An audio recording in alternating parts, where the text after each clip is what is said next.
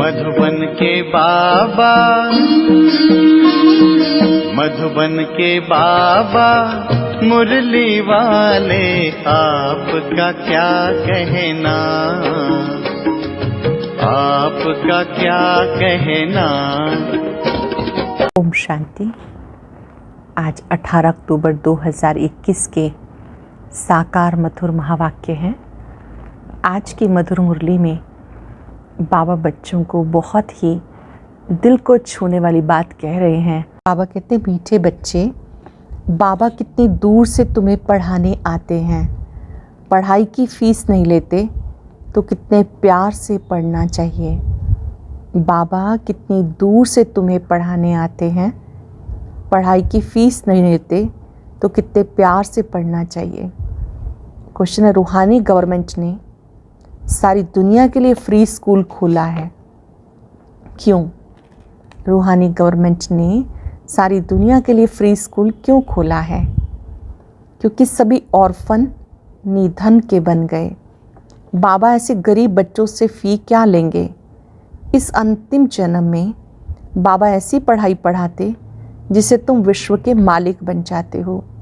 जो नए नए बच्चे पढ़ने के लिए आते हैं उन्हें भी कोई घाटा नहीं होता।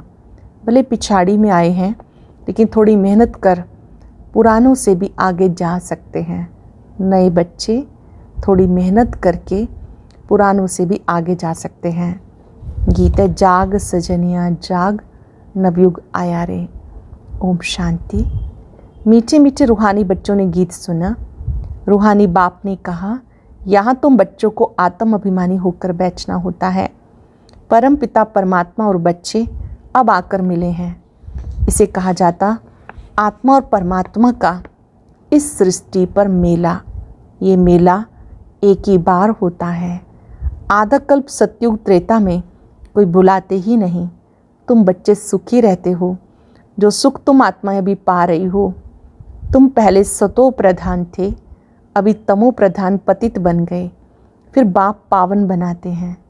जब पुजारी बनते हो तो दुखी होते हो। 5 विकारों के कारण ही दुख होता है। जितना जितना सीढ़ी उतरते जाते हो उतना दुखी होते जाते हो। अब तुम बच्चे जानते हो दुख के पहाड़ गिरने हैं, इस पुरानी दुनिया का विनाश होना है। तुम्हारी बुद्धि जानती है बाबा है निराकार।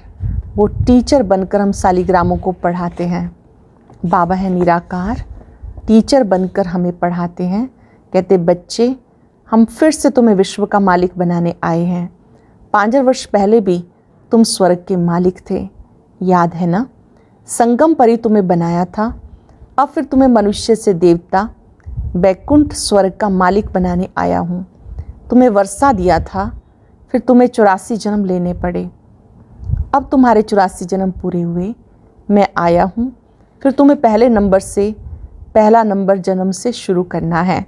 मैं तुम्हारा बाप तुम्हें पढ़ाता हूँ। बाप पढ़ाने की बच्चों से क्या फ़ी लेगा? बच्चों से फ़ी कैसे लेंगे? एक पाई भी फ़ी नहीं लेता। कितना दूर परमधाम से आता हूँ तुम्हें पढ़ाने। ये नौकरी करने रोज़ आता हूँ। कोई की नौकरी दूर कहीं होती है तो रोज़ रोज़ आना जाना होता है। जानते हो बाबा ज्ञान का सागर है जो हमें सृष्टि के आदि मध्यांत का ज्ञान देते हैं। भगवान वाच, मैं निराकार परमात्मा हूँ, ना कि श्री कृष्ण। तुम जिस श्री कृष्ण को भगवान समझते हो वो भगवान हो ना सके। वो तो पूरे 84 जन्म लेते। भगवान को अपना शरीर नहीं, जैसे तुम आत्मा हो वो भी आत्मा है। सिर्फ आत्मा कहने से सबके साथ मिल जाएंगे, इसलिए मुझे परमात्मा कहते हैं। ड्रामा प्लान अनुसार मुझ आत्मा का नाम शिव है। मैं हूँ निराकार, मुझे बुलाते हैं शिव बाबा। असल में मेरा नाम एक ही है, बाकी भिन्न भिन्न नाम रख दिए। मेरा नाम कोई रुद्र है नहीं, न श्री कृष्ण ने कोई यज्ञ रचा। ये सब है झूठ। मैं ही आकर तुम्हें सच बताता हूँ। तुम्हें सच सच नर से नारायण बनाने में आया हूँ। मेरा घर बहुत दूर है। यहाँ आकर इस शरीर द्वारा तुम्हें पढ़ाता हूँ। सारा दिन इसमें बैठता नहीं, चक्र लगाता रहता हूँ। मेरी ग्लानि करने के कारण तुम बहुत दुखी महान पतित बन गए। कहते भी हो कोई आदि देव कहते हैं, कोई एडम कहते हैं, कोई महावीर कहते हैं, तुम प्रजापिता कहते हो। तुमने मुझे आधा कल्प याद किया, इसलिए मुझे इस पराई देश में आना पड़ा। सब पति दुखी हैं, ऑर्फन हैं, धंधाधोरी है नहीं।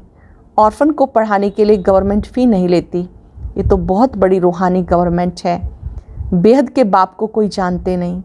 कितने जन्म जप तप दान पुण्य करते आए। पूछा जाता है क्यों करते हो, तो कहेंगे इससे भगवान के पास पहुंच जाएंगे। कोई जप तप करने से पहुंचेगा, कोई शास्त्र पढ़ने से। बाबा कहते ऐसे तो है नहीं। भक्ति करते करते तुम और ही पतित बन गए, पंख टूट गए। भक्ति करते करते पतित बन गए, पंख टूट गए। तुम उड़ नहीं सकते जब तक तुम्हारे में ज्ञान घृत ना पड़े। घृत अथवा पेट्रोल ख़त्म हो जाने से जोत बुझ गई। फिर मैं आके भरता हूँ। तुम जानते हो बाबा आया हुआ है। यहाँ तुम खुशी में रहते हो, घर में जाने से तुम भूल जाते हो। यहाँ बहुत खुशी में रहते हो, घर जाने से भूल जाते हो। तुमसे मैं इस पढ़ाई की फ़ी नहीं लेता। तुम कहेंगे चावल मुट्ठी देते हैं। ये चावल मुट्ठी तुम भक्ति मार्ग में देते आए, जिसका रिटर्न फिर दूसरे जन्म में मिलता है। अभी तो तुम जानते हो बाबा सम्मुख बैठे हैं, फ्री पढ़ाते हैं, क्योंकि जानते इनके पास रखा ही क्या है। तो बाप थोड़ा ही तुमसे कुछ लेंगे। उस पढ़ाई में कितना खर्चा करना पड़ता, कितने इम्तहान पास करने पड़ते। मैं तो एक ही पढ़ाई पढ़ाता हूँ। स्कूल में जो आते जाते हैं उनको ऐड करता जाता हूँ। हाँ, जो लेट आते हैं उनको थोड़ी जास्ती मेहनत करनी पड़ती। उसके बदले में फिर देरी से आने वालों को अच्छी पॉइंट्स मिलती हैं। जो जल्दी जल्दी पढ़ते उन्हें कुछ घाटा नहीं। नई नई अच्छी पॉइंट्स मिलने से पुरानों से भी तीखे जाते हैं। अच्छी अच्छी पॉइंट्स मिलती हैं, पुरानों से भी तीखे जाते हैं। बाबा कहते शुरू में जो आए वो कितने भागंती हुए। अच्छा हुआ जो तुम देरी से आए हो, सिर्फ तुम्हें गुये गुये पॉइंट्स सुनाता रहता हूँ। बाप कहते जिस्मानी पढ़ाई भी पढ़ो, शरीर निर्वाह धंधाधोरी भले करो, सिर्फ मुझे याद करो, चक्र को याद करो। मुझे याद करो, चक्र को याद करो। ये भूलना नहीं चाहिए। ये तो समझते हो ना, अब हमारे 84 जन्मों का अंत है। बाबा समझाते मुझे याद करो तो तुम तमो प्रधान से सतो प्रधान बन जाएंगे। याद तो तुम बाप को भी करते हो, पति को भी करते हो। मैं तुम्हारा पतियों का पति, बापों का बाप हूँ, टीचर भी हूँ। मैं तुम्हारा सब कुछ हूँ। श्री बाबा कहते मैं आपका सब कुछ हूँ, सुख देने वाला हूँ। वह पतित संबंधी आदि तुम्हें दुख ही देंगे। सत्युग में कोई किसको दुख नहीं देते। अब मैं आया हूँ सत्युग का राजभाग देने। तुम जानते हो इस संगम पर बाप से हम वर्षा लेते हैं। अब जितना तुम पढ़ेंगे, पढ़ाई भी बहुत सहज है। ये है ही सहज ज्ञान, सहज याद। ये है सहज ज्ञान, सहज याद। मौत भी सामने खड़ा है। मैं आया हूँ तुम्हें ले जाने, इसलिए मुझे कालों का काल कहते हैं। ये भी कहते हैं इन्हें काल खा गया। काल शरीर को खाता, आत्मा को खा ना सके। आत्मा तो एक शरीर छोड़ दूसरा लेती है, पार्ट बचाती है। अब तुम जानते हो एक धक से सब क्लास हो जाएगा। मौत ऐसा होना है जो कोई किसके लिए रोएगा नहीं। सबको वापस जाना है। रोते तब हैं जबकि पुनर्जन्म फिर दुख की दुनिया में ही लेते। तुम बाप को बुलाते भी हो कि बाबा हमें अपने साथ ले जाओ, तो बाबा आया हुआ है। जो भी मनुष्य मात्र हैं सबको ले जाते हैं। विनाश होगा तो सब मरेंगे, रहेगा कोई नहीं। गवर्नमेंट अपना प्लान बना रही है। मनुष्य सृष्टि तो बढ़ती जाती है। छोटी छोटी टाल टालियों में कितने पत्ते निकल आते। झाड़ तो बढ़ेगा ही, परंतु उनकी आयु भी जरूर है। कल्प वृक्ष की आयु कोई लाखों वर्ष थोड़ा ही हो सकती। अभी बाबा तुम्हें पढ़ा रहे हैं पूज्य देवी देवता बनाने के लिए। पहले पहले बाप तुमको मिलता और धर्म वाले आते ही पिछाड़ी में हैं। सत्युग में तुम आते हो, पढ़ाता भी तुम्हें हूँ। सिर्फ कहता हूँ पावन दुनिया में चलना है तो विकार में मत जाओ। फिर भी तुम मानते क्यों नहीं हो? विष बिगर तुम रह नहीं सकते हो। मेरी मत पर नहीं चलेंगे तो ऊंच पद भी नहीं पाएंगे। तुम्हारी आश थी श्री कृष्णपुरी में जाने की, तो श्री कृष्ण की राजधानी में जाएंगे या प्रजा में? श्री कृष्ण के साथ खेल पाल प्रिंस प्रिंसेज ही करेंगे, प्रजा थोड़ा ही करेगी। ये मम्मा बाबा भी पढ़ रहे हैं।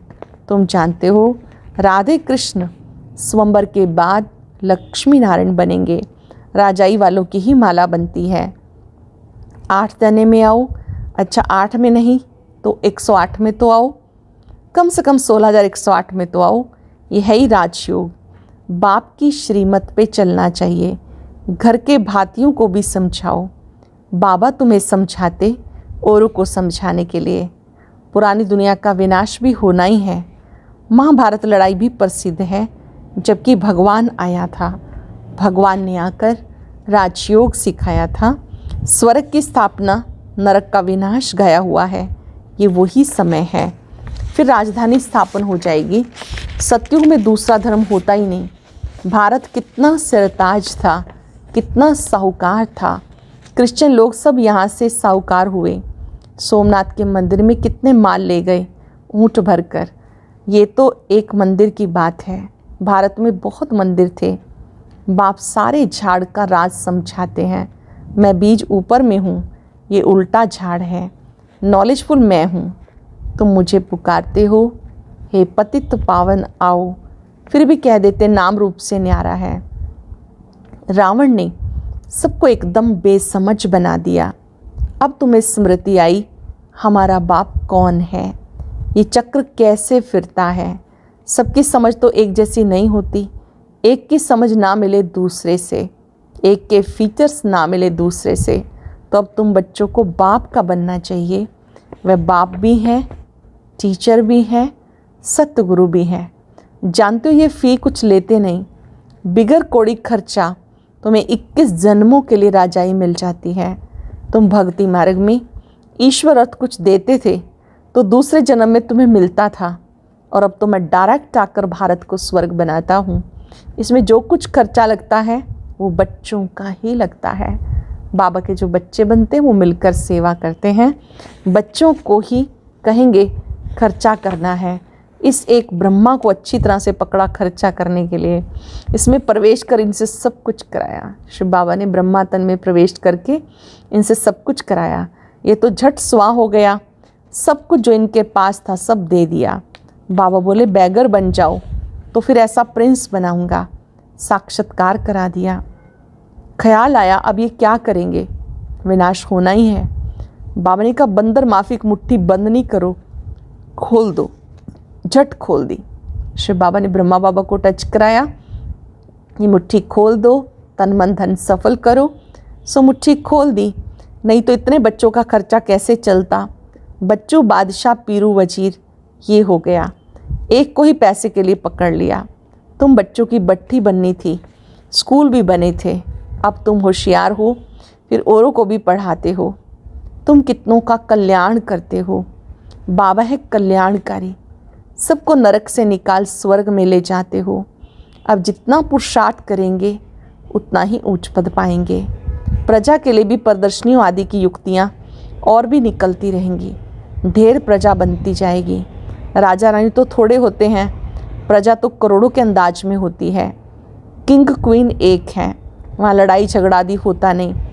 बच्चे जानते अब मौत सामने खड़ा है। जितना योग में रहेंगे उतना पाप आत्मा से पुण्य आत्मा बन जाएंगे।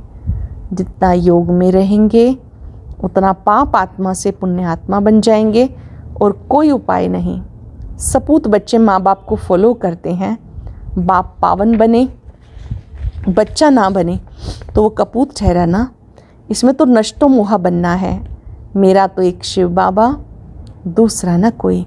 वर्षा भी उनसे मिलेगा। अब बाबा से वर्षा पाना है नई दुनिया का, तो पतित मत बनो। पावन बनने बिगर नई दुनिया में जा नहीं सकेंगे। जन्म जन्मांतर के पाप किए हुए हैं, उसकी सज़ा भोगनी पड़ती है। जैसे कि 63 जन्मों के पापों की सज़ा मिलती है। गर्भ जेल में भी सज़ा भोगते हैं। सत्युग में कोई जेल आदि होती नहीं है, ही स्वर्ग। अब बाप साधारण तन में आए हैं, इसलिए बाप को पहचानते नहीं। बाप के साथ योग लगाने से आत्मा पावन बनेगी। बाबा कहते हैं मैं पतित दुनिया, पतित शरीर में आता हूँ, फिर इसको नंबर 1 पावन बनाता हूँ। तत्त्वम, तुम भी पावन बनते हो। तुम बाप के बच्चे बने हो, प्रजापिता ब्रह्मा के भी बच्चे हो। इसलिए बाप दादा कहा जाता। बाबा समझाते अब टाइम बहुत थोड़ा है, शरीर पर कोई भरोसा नहीं, बाप को याद करते रहो, स्वदर्शन चक्रधारी बनो, सारा दिन यही बातें ख्याल में रहें। बाप को याद करते रहो, स्वदर्शन चक्रधारी बनो, सारा दिन यही ख्याल चलते रहें। अच्छा, मीठे मीठे सिक्के लदे बच्चों प्रति माता पिता बाप दादा का याद प्यार गुड मॉर्निंग। रूहानी बाप की रूहानी बच्चों को नमस्ते। रूहानी बच्चों की रूहानी बाप दादा को नमस्ते, गुड मॉर्निंग। शुक्रिया बाबा, शुक्रिया। धारणा के लिए सार, पूरा पूरा नष्टो मुहा बनना है। एक शिव बाबा, दूसरा न कोई, ये पाठ पक्का करना है। सपूत बच्चा बन माता पिता को फॉलो करना है। बिगर कोड़ी खर्चे पढ़ाई से 21 जन्मों की राजाई मिलती है, तो बहुत लगन से पढ़ाई पढ़नी है। स्वदर्शन चक्रधारी बनना है, बहुत लगन से पढ़ाई पढ़नी है। स्वदर्शन चक्रधारी बनना है। वरदान सर्व खजानों से भरपूर बन अपने चेहरे द्वारा सेवा करने वाले सच्चे सेवाधारी भव। सर्व खजानों से भरपूर बन अपने चेहरे द्वारा सेवा करने वाले सच्चे सेवाधारी भव। जो बच्चे सर्व खजानों से सदा संपन्न भरपूर रहते हैं, उनके नैनों व मस्तक द्वारा ईश्वरीय नशा दिखाई देता है। उनका चेहरा भी सेवा करता है। जिसके पास जास्ती अथवा कम जमा होता है, वो उसके चेहरे से दिखाई देता है। जैसे कोई ऊंच कुल का होता है तो उसके चेहरे से झलक फलक दिखाई देती है। ऐसे आपकी सूरत हर संकल्प हर कर्म को स्पष्ट करे। आपकी सूरत हर संकल्प हर कर्म को स्पष्ट करे, तब कहेंगे सच्चे सच्चे सेवाधारी। स्लोगन है, समय और संकल्प के खजाने की बचत कर जमा का खाता बढ़ाओ। समय और संकल्प के खजाने की बचत कर जमा का खाता बढ़ाओ। ओम शांति।